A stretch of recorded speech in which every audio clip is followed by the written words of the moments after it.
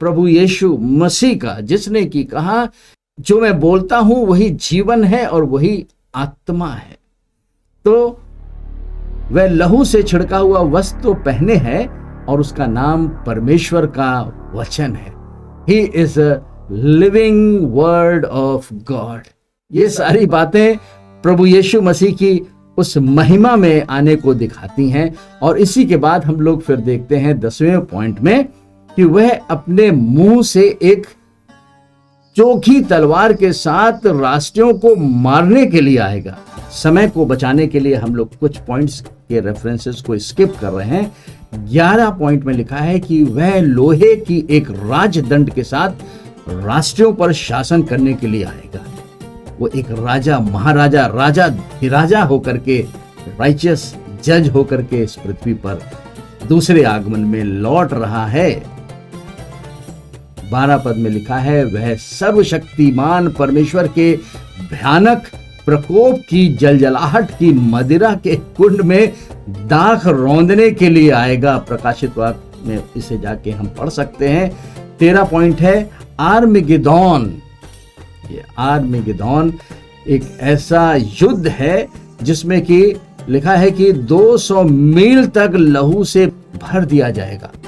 मतलब ऐसा युद्ध होने वाला है आने वाले समय में जिसमें इतने ज्यादा सैनिक और इतने ज्यादा लोग मारे जाएंगे कि 200 मील तक लोगों के शव और उनके लहू से वो जगह भर जाएगी। इसे हम लोग प्रकाशित वाक्य के 14 अध्याय के और 20 पद में पढ़ते हैं। और नगर के बाहर उस रस के कुंड में दाख रौंदे गए और रस कुंड में से इतना लहू निकला कि घोड़ों के लगामों तक पहुंचा। मतलब इतना ज्यादा लहू बहेगा। किस प्रकार का ये आर्मगिदोन का युद्ध होगा और 100 कोस तक बह गया। आज मंडली में भी बहुत से लोगों का ऐसा मत है कि ये एक काल्पनिक बातें होंगी, लेकिन बहुत से लोगों का और हमारा भी यह विश्वास है कि जैसा वचन में लिखा हुआ है वैसा ही होगा।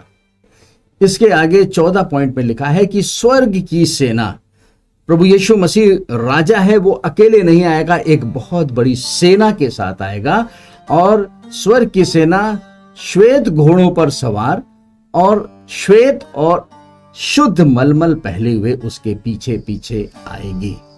तो इन 2 स्लाइड्स में हम लोग ने ये देखा कि Christ is coming in glory with his saints, और उसकी ग्लोरी का थोड़ा सा झलक हम लोग ने परमेश्वर के वचन में देखा।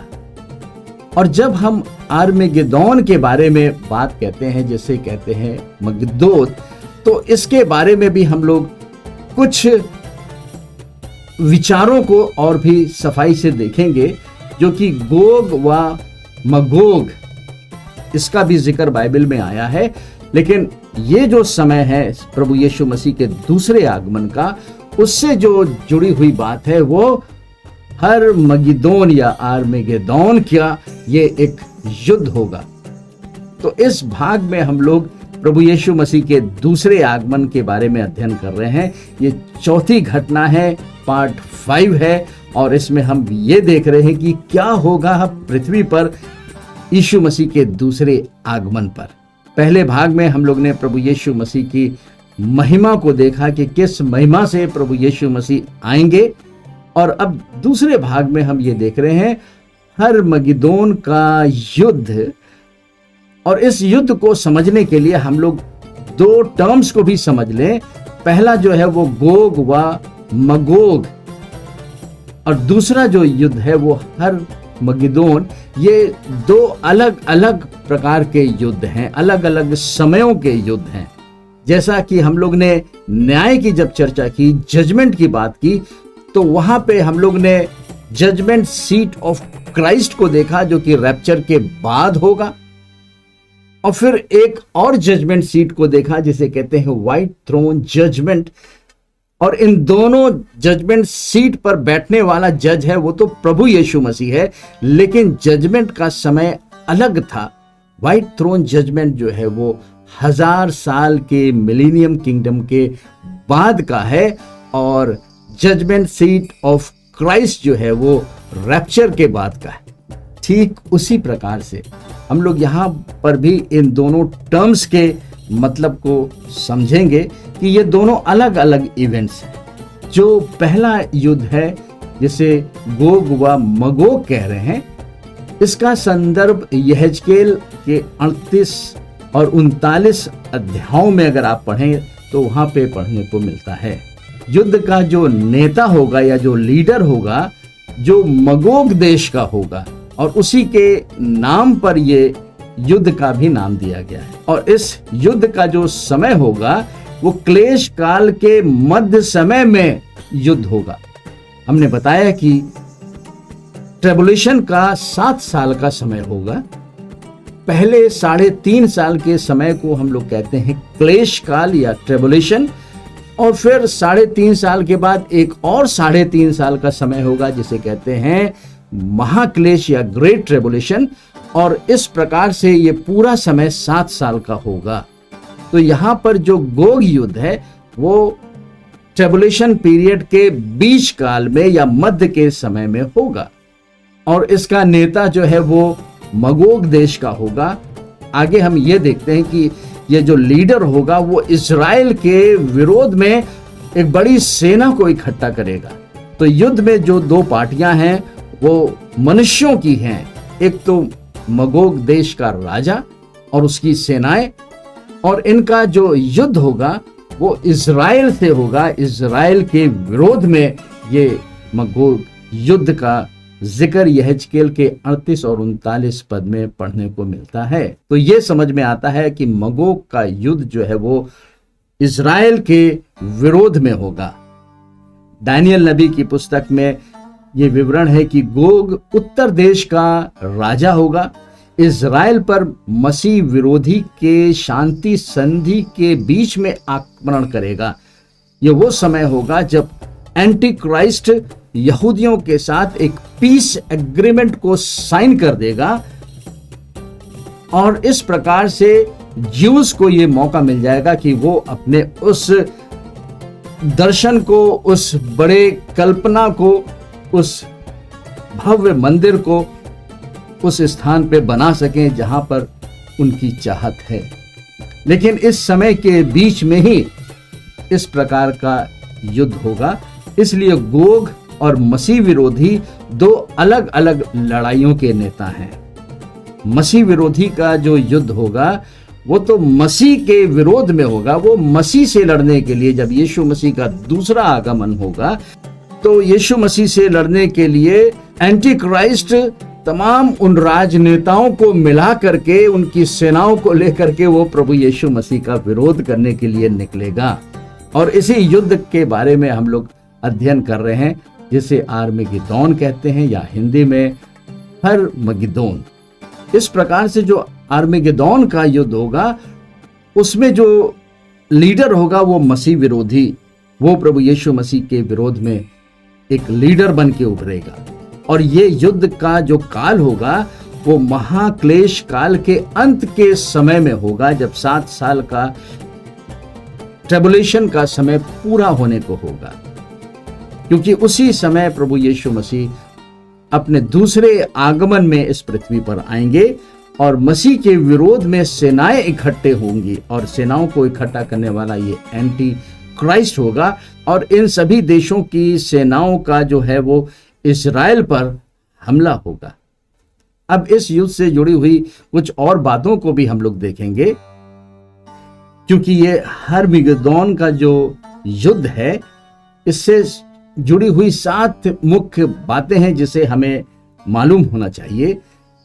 जो 7 मुख्य चरण हैं उनमें जो पहला चरण है उसमें यह होगा कि जो फरात नदी है वो सूख जाएगी, जिससे दूसरे राजाओं के लिए उस स्थान पर जहां प्रभु यीशु मसीह का आगमन होगा वहां एक मार्ग बन जाएगा, जिसे हम लोग प्रकाशित वाक्य 16 के 12 में पढ़ के देख सकते हैं।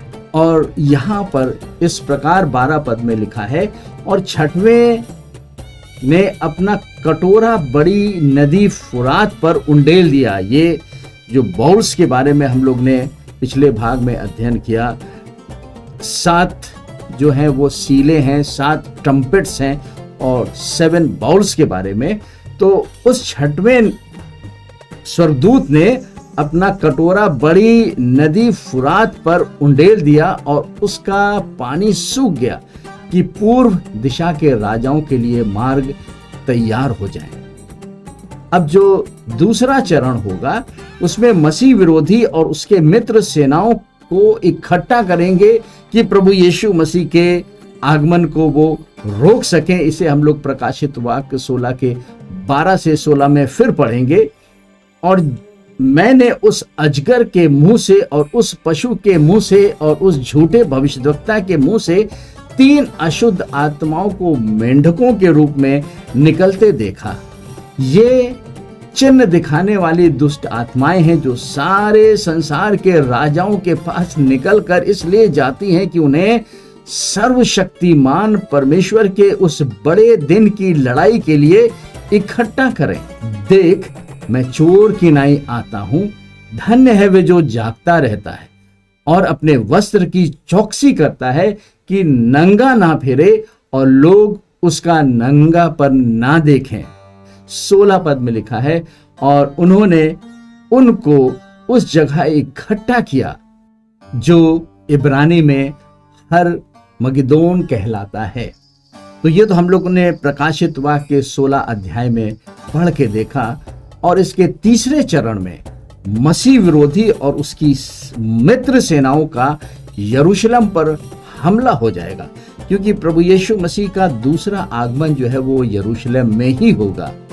इसे हम लोग जकरिया उसके 14 अध्याय के पहले 3 पदों में पढ़ के देखेंगे, जहां इस प्रकार लिखा हुआ है, सुनो, यहोवा का एक ऐसा दिन आने वाला है जिसमें तेरा धन लूट कर तेरे बीच में बांट दिया जाएगा, क्योंकि मैं सब जातियों को यरूशलेम से लड़ने के लिए इकट्ठा करूंगा। और वह नगर ले लिया और घर घर लूटे जाएंगे और स्त्रियां भ्रष्ट की जाएंगी। नगर के आधे लोग बंधुआई में चले जाएंगे, परंतु प्रजा के शेष लोग नगर ही में रहने पाएंगे। तब तीसरे पद में यहोवा निकलकर उन जातियों से ऐसा लड़ेगा जैसा वह संग्राम के दिन लड़ा था, और उस समय वह जलपाई के पर्वत पर पांव धरेगा। ये जलपाई का पर्वत जो है वो माउंट ऑफ ऑलिव है, जो कि यरूशलेम के साथ ही साथ जुड़ा हुआ है, और वहां पर प्रभु यीशु मसीह लिटरली उतरेगा अपने स्वर्गदूतों और सेना के साथ। साथ में उसके संत लोग भी होंगे जो कलीसिया के विश्वासी हैं। और इसके बारे में यदि आप यरूशलेम में जाएं तो उस गेट से जहां से प्रभु यीशु मसीह की एंट्री होनी है, वहां पर अभी से लोगों ने यीशु मसीह के आने की रुकावट को तैयार कर लिया है। लेकिन जब प्रभु यीशु मसीह आएगा तो सब उखड़ जाएगा। और यही चौथे पद में लिखा है, और उस समय वह जलपाई के पर्वत यानी कि माउंट ऑफ ऑलिव पर पांव धरेगा।